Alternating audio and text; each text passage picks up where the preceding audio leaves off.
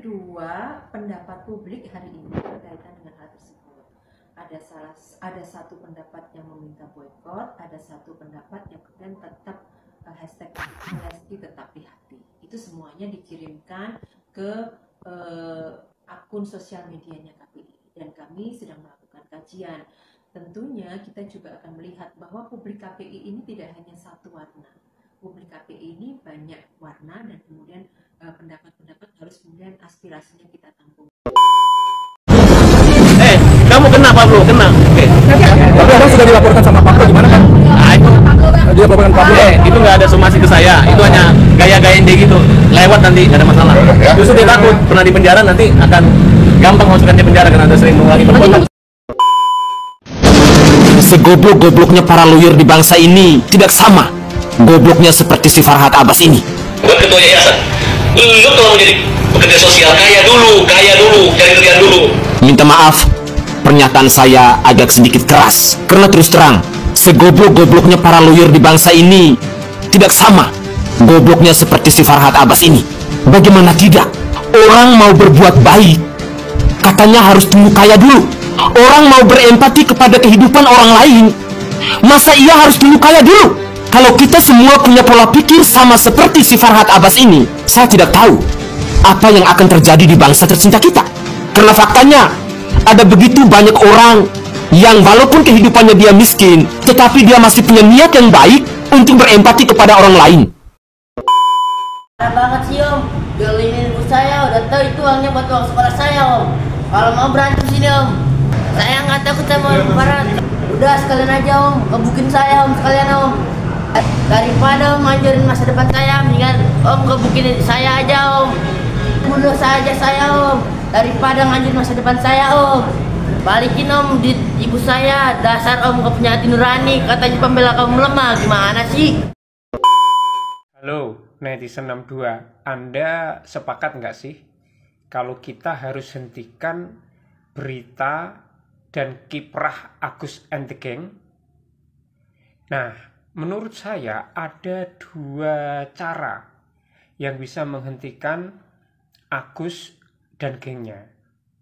Yang pertama, kita jangan upload berita tentang mereka, tetapi kita upload berita tentang Teh Novi, Densu, orang-orang yang pernah dibantu Teh Novi, orang-orang yang bantu Teh Novi, pengacaranya Teh Novi, gitu, agar berita tentang Agus dan Farhad and the Gang lenyap, tenggelam.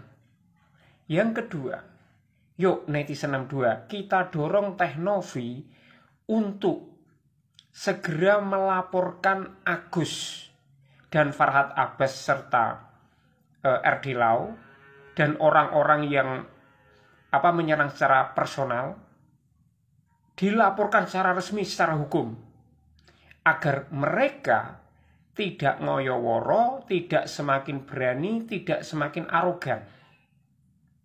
Agar mereka juga paham bahwa di negara hukum, mereka tidak bisa mempermainkan hukum dan menakut-nakuti orang dengan hukum. Karena gini loh, teman-teman, Farhad Abbas ini sudah ngawur, sudah ngoyo-woro, sudah menyeret persoalan Agus itu kemana-mana. Bahkan sampai melupakan kewajiban dia terhadap Agus. Dan Farhad ini bertindak layaknya buzzer, bukan sebagai pengacara. Kemudian dia menyerang sana-sini, melaporkan sana-sini, ini kan kayak orang tantrum. Dan ini nggak bisa dibiarkan loh. Kita tidak butuh orang-orang seperti Farhad Abbas, tetapi kita butuh orang-orang seperti Teh Novi, Densu, dan orang-orang baik lainnya yang peduli pada sesama dan kemanusiaan. Salam akal jernih. Kembali lagi di IYO Channel.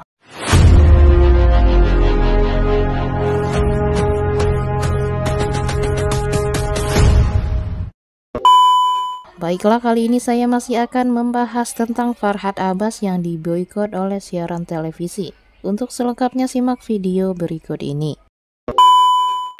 Farhad Abbas, lu manggil-manggil nama gue Emama, Waroka. Lu kenapa sih harus ribut gitu sama orang yang berseberangan sama lu? Lu mesti ribut, mesti menghina-hina orang. Lu udah nyumpain gue ke neraka loh. Kok bisa lu nyumpain gue ke neraka? Emangnya udah pernah masuk ke sana? Udah tahu lu neraka kayak gimana? Udah pegang kuncinya? Kunci neraka sama lu. Kok lu bisa bilang gue masuk neraka?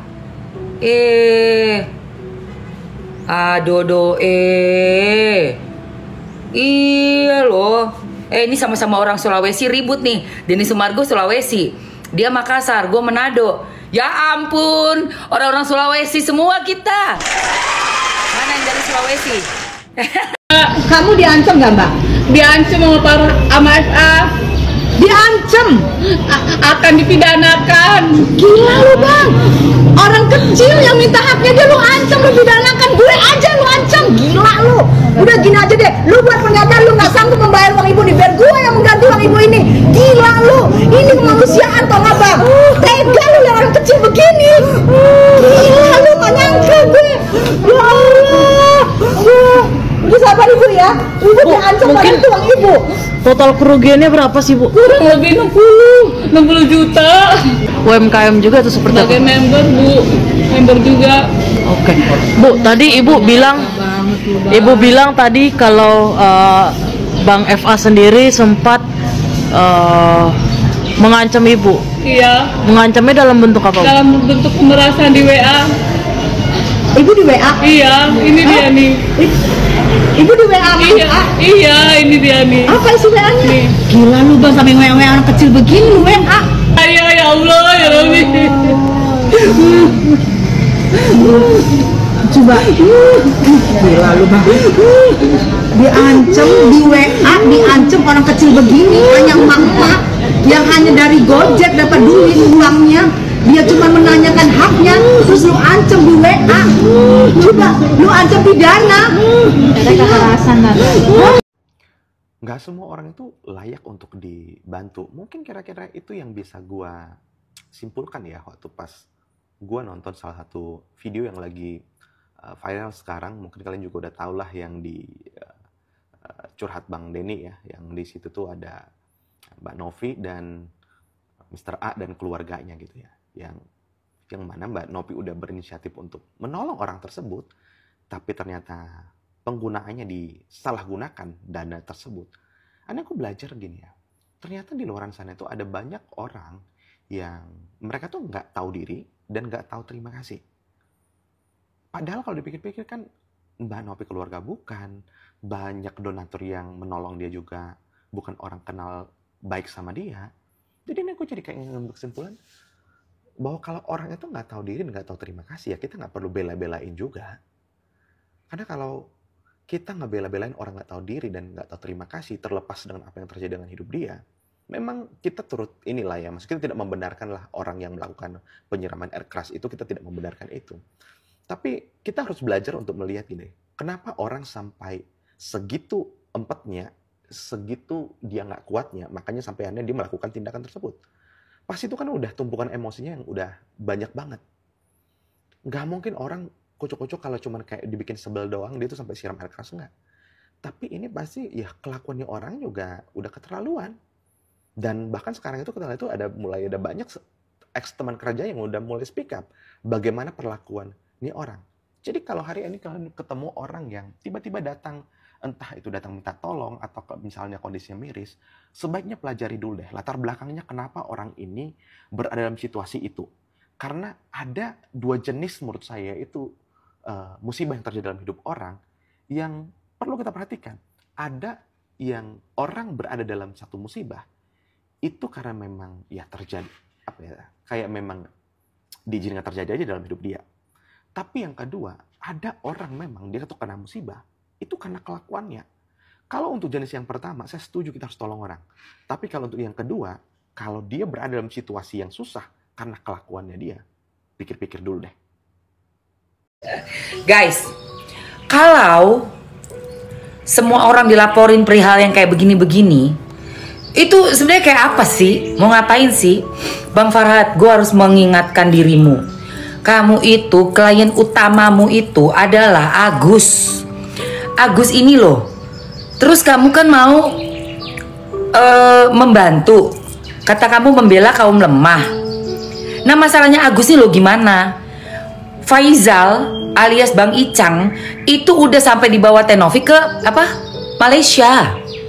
Kemana Bang Icang itu dibawa kemana? Nih gue kasih lihat dulu ya Farhad Abbas. Lu merhatiin gak sih nih? Nih gue kasih lihat dulu. Novi bawa Icang, bawa Faisal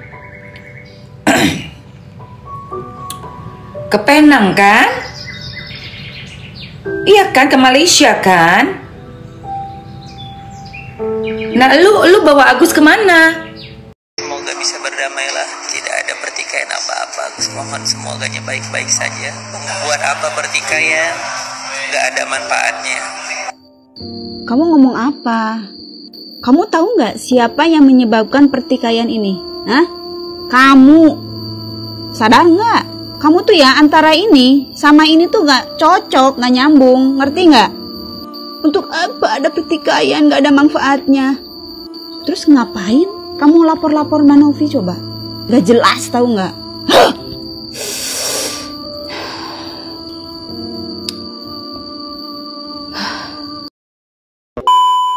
Denny Sumargo menanggapi dengan santai usai dilaporkan Farhad Abbas ke polisi soal dugaan diskriminasi ras dan ujaran kebencian.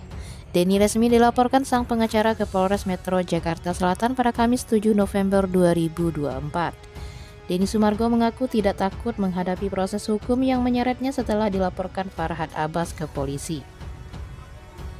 Pria yang akrab disapa Densu itu pun bertanya-tanya kepada dirinya sendiri, mengapa ia sangat percaya diri untuk menghadapi permasalahan hukum dengan Farhad. Bahkan ia berdoa kepada Tuhan untuk meminta petunjuk.